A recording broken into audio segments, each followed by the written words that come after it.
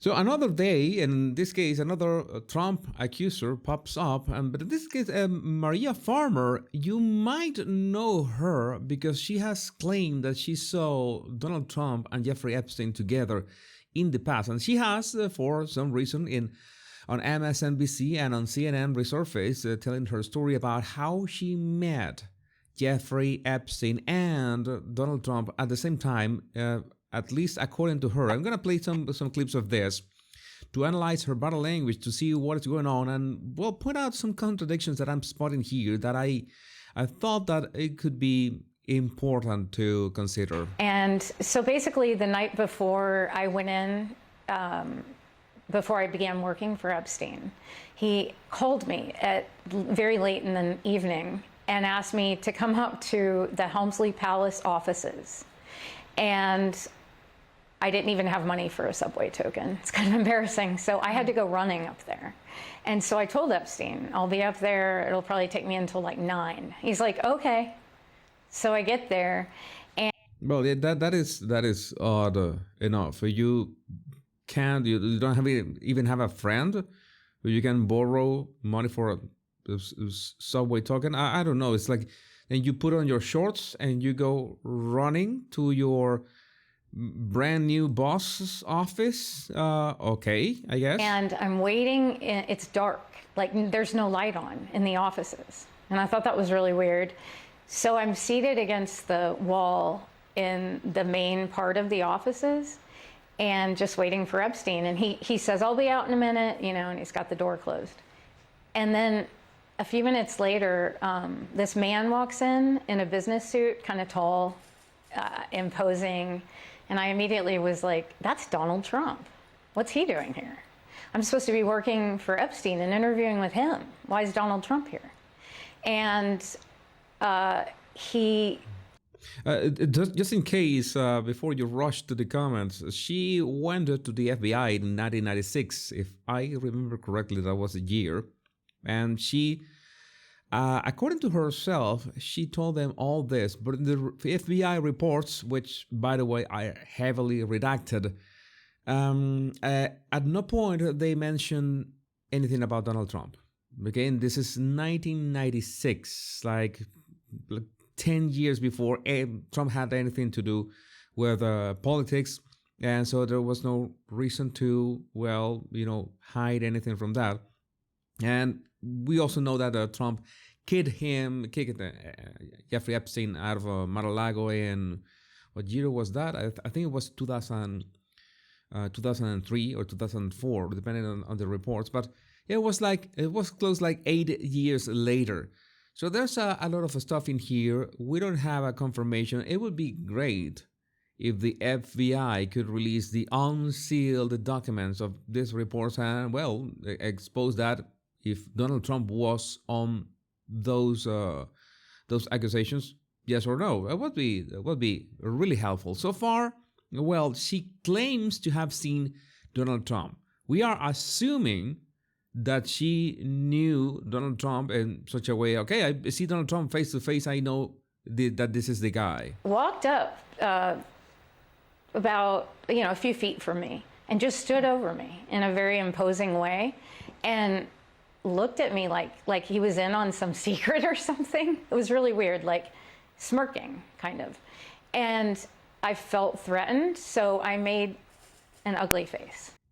I felt threatened, so I made an ugly face. Okay. Not going to judge, just making observations here. You think that you feel threatened and you make an ugly face like that, like the way that she's scrunched her face? Was in on some secret or something. It was really weird, like smirking, kind of. And I felt threatened, so I made that scrunching. She makes that scrunching. You think that, I don't know, that's a reaction when you feel threatened, like you're like shoo some kind of animal away? I don't know. Well, maybe an ugly face. And when I made that ugly face, Epstein walked out from the offices on this side. Trump's standing here, I'm here. And he walks out of his office and he goes, oh, no. He was laughing at me. And he goes, she's not here for you. Follow me, right? And he escorts him in to this other room. And I always wondered, who was she in there? Was someone in there, right? And I have she doesn't even know if there was someone else or if there was a she in that other room that supposedly Donald Trump and Jeffrey Epstein went into. She's not even sure. She can't tell if there was another person. She can't tell if that was a she. There's too many. It's too many supposed stuff in here. No way of knowing, nothing. But I felt very intimidated because I had on running shorts and I was vulnerable, sweaty, just a nobody in an office.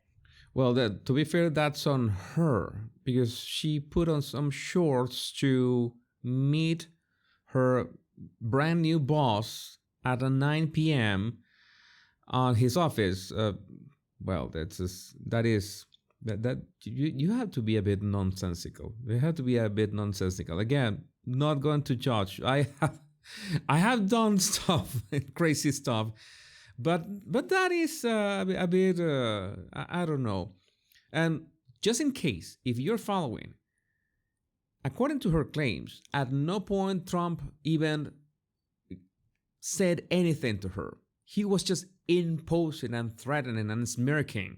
Okay, at no point he rushed to her or touched her or said anything to her. Nothing. Okay, nothing of the sort. With these two men, that it felt very predatory and Oh, it felt very predatory. All right. uncomfortable. I have to say that when I made that ugly face, he backed off. It wasn't like he was aggressive after that, but he made a really vulgar comment following. And I don't know if it was like, like locker room talk in the 90s, the way men were, but he made a joke to Epstein, oh, I thought she was 16. And I thought that was so strange because at the time my sister she was 15 actually. And I didn't think it was funny, even though. Well, it's not funny. If that's a joke, it's a very lame joke. I thought she was 16. That is not actually a joke. That is a crude remark. So I wouldn't qualify that as a joke. It was just a little bit inappropriate, but I thought, I don't know what it was. But anyway, and then they entered that room. So Epstein says she's not for you, and then when did Trump make the comment about your age? Again, you were 25 at the time, right? So I mean, you were a 25-year-old woman. Yeah. Yeah, I was. But I was a woman, after Epstein right. said that comment that he made the comment about age, or? Yes. So he first said, "No, she's not here for you," which immediately made me feel weird. Like, was there someone there, right? Not necessarily. He could just be there and no one else for him. So that is supposing that is assuming things in that other room, and so that's another reason I was nervous. And so as soon as he said that, laughed, I made the face, all that stuff, they started to walk away and did that other room where he's escorting him. He goes, "Come with me." And he takes Trump into this other room in the offices at 9 o'clock at night. And there's no one else that I know of in these offices, but was someone in that room. So I don't know if she's asking the question, was someone in that room, or if she doesn't even know. She can't tell. She said that before, so she can't tell that. I'm going to rewind just a bit. And he takes Trump into this other room in the offices at 9 o'clock at night. And there's no one else that I know of in these offices, but was someone in that room. So I always wondered what that was about. And anyway, that comment was made under his breath as they were entering that room. As they were in that room. And I thought it was rude. I don't care what age I was. Like, it's rude to say. Okay, you think that it was Donald Trump? You think he said that because he said that under his breath? All right, I guess. But this is the part that, let's say, like, rubs me the wrong way. Maria, when you talk about the closeness of the relationship, when you were working for Epstein, you say that he was present very regularly. How close were they, as far as you were able to tell? as in Jeffrey Epstein and Donald Trump. And look how she responds. Well, like Epstein said, he inherited him in the divorce. When Donald Trump divorced Ivana Trump, well, apparently Epstein said that he inherited Donald and Ghislaine Maxwell inherited Ivana. In Maria Farmer's words. He said, basically, you're going to see us together all the time. We're fixtures because in the divorce, I inherited Trump and Ghislaine inherited Ivana. So he said, you're not going to see him at the house the way you see Ivana, and you're not going to see her at the offices the way you see Trump. And, it was just, it was a known thing, like among the staff and everyone, that they were best friends. Notice that she distances from those references when the interviewer asks, how close was the relationship? And the interviewer is asking for her recollections. Farmer begins to talk about other people's recollections. Everybody knew that they were best friends. No, we're talking for your recollections. Can you describe how your own recollections were? There's not a personal recollections of those encounters. And Epstein bragged about it. And Epstein bragged about it. I gave up 30 years to report this. She's reporting one encounter in 1995, and that's it. But when the interviewer asks for details, what else did you see? What else? What other signals did you spot? I could say that Donald Trump and Jeffrey Epstein were good friends or close friends. So, well, that everybody who worked for them knew about this. So, okay, but we're asking you, why don't you talk about your own observations? Gave up 30 years to report this, and it's a very serious thing to fight the government. She's suing right now. I think it's the FBI because it's like they haven't paid attention to her, that they haven't released, they haven't done the thing. I think all that stuff should be released. All that stuff should be exposed. That I've been pushing for that on my X account, on my YouTube channel as well. I will clear up so many things. I don't know what is taking them so long, but you know how it is. It's been unbelievable. I've been fighting 2 cancers because of it. Okay, it's really sad that she has been fighting 2 cancers, but that is not part of the question. We are asking you, what signals, it's like clues did you get? What confirmation did you get that they were best friends? And the answer is totally diluted among many statements that have nothing to do with the question. That is a huge red flag. Maria, when we reached out to the White House for a comment, I noticed that when she stopped talking, she was pressing her lips really heavily. It's been unbelievable. I've been fighting 2 cancers because of it. She wet her lips and she pressed her lips like this. Then she began pressing her lips. I'm going to just note that, make that annotation in there. We not take it that further, but it's interesting to see. Maria, when we reached out to the White House for a comment, they responded, and I'll just read for you what they said.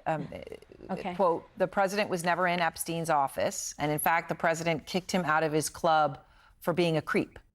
Again, the fact that Trump kicked Jeffrey Epstein out of Mar-a-Lago, that was 2003, 2004. We don't know exactly when. So it would be like 8 years about her alleged encounter with Donald Trump. That is, so the timing could be that at some point, Donald Trump could have been at Jeffrey Epstein offices in 1995. That is a possibility because he would only kick Jeffrey Epstein out of Mar-a-Lago like 8 years later. So we must consider that as well. They then say that Trump, they're clear there. They say he was never in Epstein's office, which, of course, from the original incident that you're talking about is where this occurred, according to your recollection, at the Helmsley building in New York. He was absolutely in the offices. So what do you say when they give a response like this? Yes. I say that they're being disrespectful to the fact that I have given up my entire life for this case, just to have it. Okay, she said explicitly, in case you didn't hear, that he is lying, that Donald Trump is lying, that he 100% was at Jeffrey Epstein's office in 1995, and she saw him, and even that the White House saying that at no point Trump was at Epstein's offices. But it would be great if that report from the FBI went unredacted to see what did she say to the FBI back in 1996, because that would confirm or deny her own statement. But investigate it. And I'm really sorry for him that he's caught, but you know, I don't know what to say to that. He's lying. I don't appreciate it. He was absolutely at the offices, and it was 9 o'clock at night. I thought it was inappropriate. But why would be it inappropriate to be at 9 o'clock at night? Well, in fact, it would be inappropriate to be in the vicinity of Jeffrey Epstein. I can understand that, but don't you think that if that was the case, and if that FBI report, redacted or not, the unredacted version was in the hands of Biden's FBI for 4 years, and they didn't use that against Trump in all that time, they could have put that out of the open, just that report, that 1996 report. They unredact the parts that say that, well, she saw Trump in there, and that's it. You can smoke Trump, at least harm him very badly for the 2024 elections. Why didn't they do that? Having that in their arsenal. My only answer to that is that they don't have it. She didn't mention Trump in that 1996 report, and for some reason she knows that that's not going to be revealed, so that's how she speaks like this. That is in all cases my opinion. But also, they were best friends at the time. So what I say to that is, I don't think he's really responding to the fact. And what does he mean, the offices? He needs to be specific, because he was in the Helmsley Palace offices. Yeah. Well, I appreciate so much. Yeah, that is important. I think that is a good remark. In the office in general, no, it should be in the particular office. But she also she's like in this kind of media tour these days. There are many calls and many videos. You can just search for her Maria Farmer interviews on YouTube. You're gonna find like 5 or 6 of those. But the Trump stuff has been really hot these days for reasons. The timing is so perfect. Why didn't she say all this when he was running for maybe the first time, maybe a second time, and maybe a third time? Why didn't she say anything about this? And why now? You heard Jeffrey Epstein say to Donald Trump, she's not for you. What was your reaction to that? What was going on in your head at the time about that? What did you think that meant? Right. Well, I already felt kind of intimidated because it was in a dark office and I was alone with my new boss, to be, and this man that's a powerful businessman. And so I felt intimidated, but that's not why I reported him. I reported him because when Epstein came out of the office, I was making a face at him because I felt threatened. And so I went, and he kind of laughed and backed off. And as that was happening, Epstein walked out and said, oh, no, she's not here for you. And he emphasized, she's not here for you. And he said, come with me. And he escorted him into another office. And I was like, who's in there? And when he said, oh, I thought she was 16, I thought, is there a 16-year-old in there? Oh, wait a second. You're already making up things, because she, in the previous interview, said that she couldn't be sure if there was somebody in that other room. And now she is like a bit emboldened by her own remarks, saying that, is there a 16-year-old in there in that room? Oh, wait a second. She just said that she couldn't be sure if there was someone in that room at all. So that this is the kind of things that make me doubt about her recollections. But I would like to know what you think about this in the comments. My name is Jesus Enrique Rosas. I'm the Body Language Guy. Don't forget to download my 100 body language tips right in the description of this video. Much love and bliss.